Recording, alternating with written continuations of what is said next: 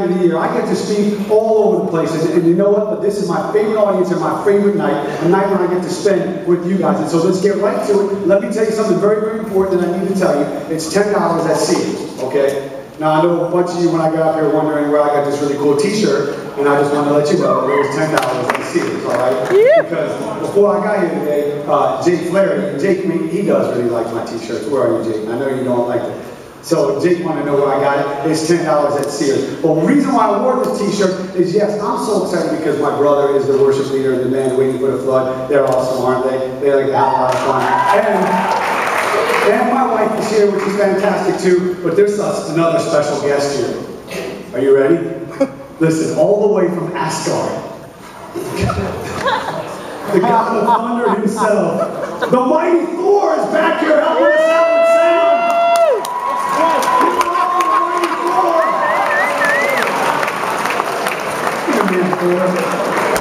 Thor is helping out. This whole place would fall down if it wasn't for Thor. You know, and Jesus. But say, what's up, Thor? What's up, Thor?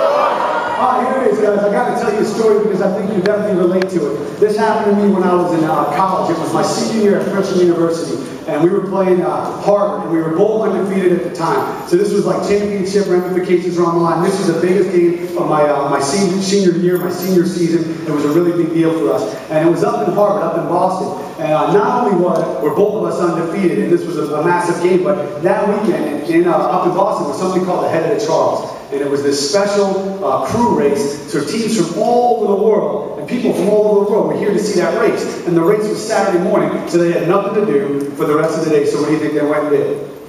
They went to go see the football game, okay? And so now, Harvard Stadium, which was built like in the 1900s, like early 1900s, like 50,000 people are crammed into this Coliseum-like stadium for this battle between Princeton and Harvard. And guys, it was just that. It was a battle. And by the time the fourth quarter rolled around, though, I felt like we really had the edge on them. I felt like we were the better team, and we were slowly pulling away until the unthinkable happened. See, I gotta use a bad word, and it starts with the letter F. I fumbled. I know that's shocking to some people, but it happened. So there I was, and it was like my whole life went in slow motion. We were crossing the 50-yard line, bam, I got hit, and the ball came out, and it was like, no. And Harvard recovered. And the next thing you know, they charged down the field and scored a touchdown. And I don't know if you've ever been in a game like this, but all of a sudden, you start to feel like the momentum is changing, the stadium's rocking, you can feel it vibrating, everything feels like it's going in the other direction. We get the ball back, and we're going to kick off to us, and now my head coach comes back to talk to me as I'm getting a drink of water, trying to get my mind right, because I just feel like I've given the game away.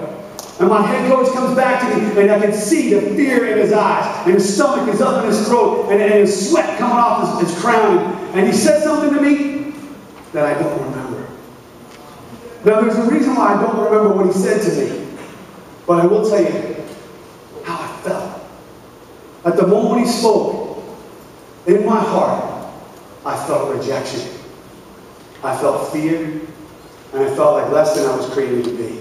So I know he must have said something like, hey man, you can't fumble anymore. You're killing us. We're going to lose this game. The whole thing's falling apart. You got to hold on to the ball, man, or we're going to lose. Something like that. But you know why I don't even remember what he said? The minute he turned for me, filled with fear and walking to the other side of the sideline, and right before the words that he said could be spoken, could be memorized in the synapses of my brain, my position coach came over to me. And I know he didn't slap me in my face, but it felt like it. And he said this. He said, Keith, don't listen to anything that man just said. And my brain said, okay. And I forgot. And then he looked at me and he simply said this. Keith, be you. When you're you, you are unstoppable. I got back on the field. As you can imagine, I was pretty pumped up. And I got the ball, and there was a little hole in the line, and I hit it as hard as I could, and I got to tell you, I felt like I was a different person. I mean, I felt people just bouncing off me like I had a force field on me. Like, for the 4 guys in the room that remember, I was like I was in super technical, and I was in excellent shape, all right? Are you with me? There's like maybe more than 4, there's like maybe 7. And guys were bouncing off me, and all of a sudden I saw all that daylight, and I hit it, and I ran, and the next thing you know, I had a 70-yard touchdown that broke the game wide open, and we won the game. Then the next week, because of this run, because this was national, on national TV, the next week I was invited to Good Morning America to meet Charles Gibson, who was a Princeton grad, and they showed this run on Good Morning America throughout the whole country. It's totally right. It was like, wow, all because of a man who decided to speak life into my life. You want to know? Because a man decided to encourage me, because encouragement is a game changer. Encouragement is a game changer. You cannot control the circumstances of your life. All you can control is the way you react to them. You see, who are you when you go through your life? Are you somebody that decides to speak life into every situation? Or do you curdle up and die? You see, listen to me for a second, guys. If encouragement is a game changer, what are you? Are you a game changer? If you would pray to receive Jesus Christ as your Savior, and Jesus lives inside of your heart, He's alive, don't you know that you were meant to change the world? Don't you know that if He is the light of the world, that He has given you that mission, and He has called you the light of the world? So if Jesus is alive in your heart, help me out then. Who are you? Game changer. Who are you? Game changer. No, you should be the light of the world. If Jesus is the light of the world and He's given you that mission, He's left it for you, and Jesus is alive in your heart. Who are you? Light of the world. Help me out. Who are you? Light of the world. Well, then the Bible says, let your light shine before men. You've got a choice tonight, guys. You can either be the light of the world, or you can continue to dance with your sin.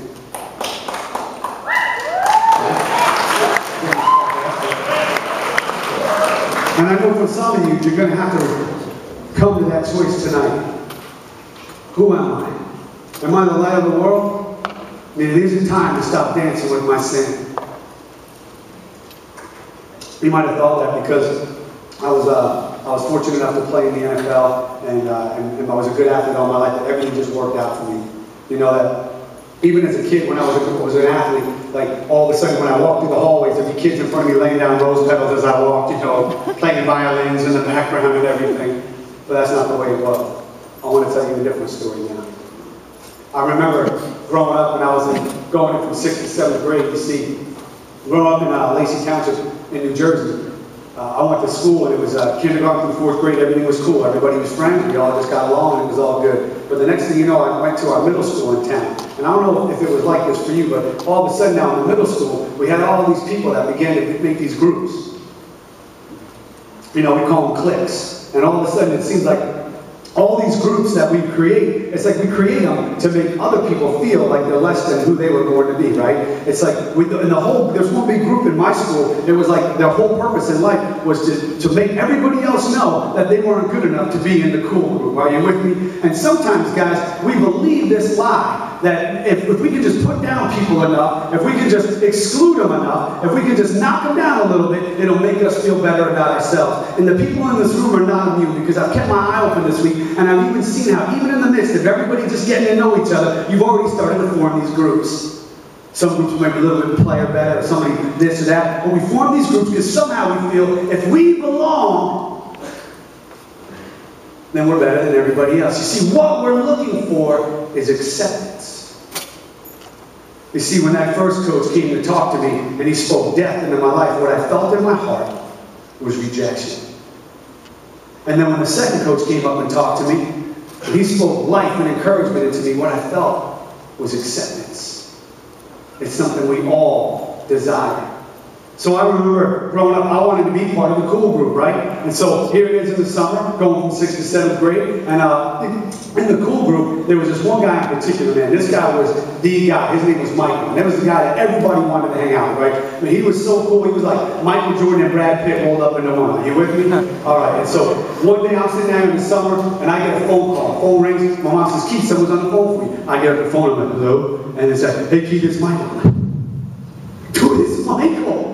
I'm like, this is big time. I mean, he's the man. Okay? And I'm like, hang out with the man. And so he said, hey, what are you doing, man? You want to hang out with the boys? Hang out with the boys? I mean, that's what everybody wants, right? Everybody in life wants to be a friend and have a friend and fit in, right? And I'm like, he's asking me if I want to hang out with the boys. Of course I want to hang out with the boys, but I'm trying to be cool and stuff, and I'm like, yeah, that's cool. He's like, why don't you come over? I'm like, all right, awesome. So I jump on my bike, I pedal all the way across town, I get to Michael's house, I'm so excited, I'm going to hang out with the boys. I throw the bike on the side, run up the side of the house, get across the lawn, jump up the stairs, ring the doorbell, the door opens, and it's Michael's mom. And she says, Keith, what are you doing here? I came to hang out with the boys, you know? And she said, well, you know, they're not here. They went over to Jason's house.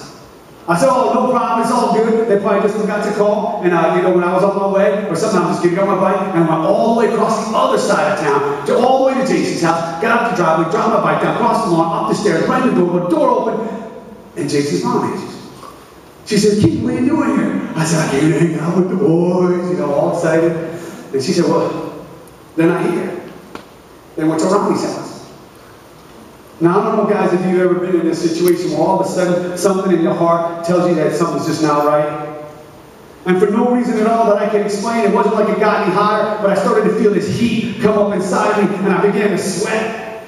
And I didn't know why, but I started to feel really, really embarrassed in front of her and really ashamed. And I kind of just jumped on my bike and kind of pedaled over to Ronnie's house. But this time I went a little slower. And I wasn't really excited. And I started to think that all the reasons why I just didn't fit in.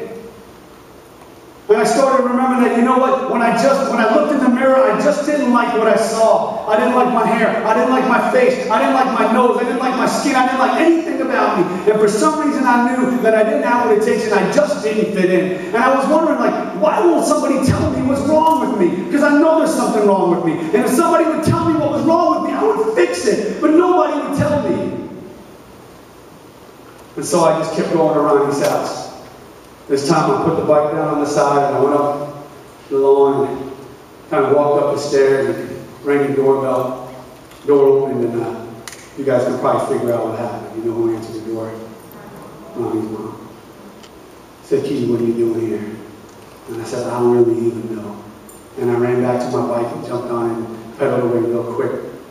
So she didn't see the tears that were springing in my eyes, because that was the moment that I realized all the effort these guys went into just to show me that I didn't belong. Just to show me that pain of rejection. And I flew home, and I kind of got home, and I jumped up my own stairs and, you know, went upstairs to my house, and my mom said, Keith, is that you? She was downstairs, and I didn't even answer because I didn't want her to feel my shame. I didn't want her to be embarrassed for her son. And I just ran into my room, and I just put my face on my pillow, and I cried. And I prayed, I said, God, just kill me. Kill me now, because I can't live with this pain. I'm here to tell you today, I'm so glad that God didn't answer that prayer, right? In my life, I've got to travel the world. I played in the NFL, scored touchdowns in different countries and all over the place. I've got the most incredible family, the greatest brothers, an awesome wife. But it doesn't mean that I'll forget that pain that I felt right there. Now listen to me. One of the things I came here tonight to tell you is this. I've known a lot of pain in my life. I've known the pain of being physically broken. I've broken all kinds of bones in all kinds of places. I've known the pain of losing a loved one when my father passed away my second year on the Giants. I've known all kinds of pain, but ladies and gentlemen, there is no pain in this world like the pain of rejection. That is a pain that stings us down to the core of our being. And from that moment, I made a promise to myself that someday I would have my revenge. Not because they're going to hurt anybody, but I just wanted to be so accepted by the world. I wanted to be one of the kings, one of the princes of the world, so that I would